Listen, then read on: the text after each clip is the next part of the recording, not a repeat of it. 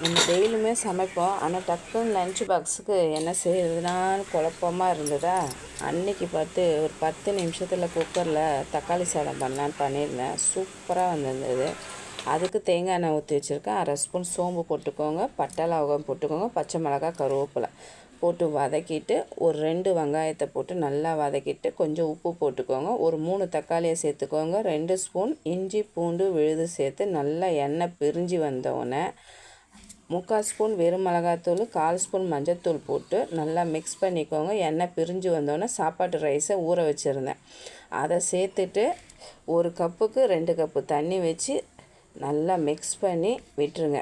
கொதி வந்தோடனே ஒரு 1/2 லெமன் பிழிஞ்சு விட்டுட்டு, அதுக்கப்புறம் கொஞ்சம் மலர்ந்து வந்தோடனே கொத்தமல்லி சேர்த்து நல்லா மிக்ஸ் பண்ணி குக்கரை மூடி ஒரு 2 விசில் விட்டு எடுத்து பாருங்கள். செம்மையாக இருந்தது டேஸ்ட்டு. ட்ரை பண்ணிவிட்டு கமெண்ட் பண்ணுங்கள்.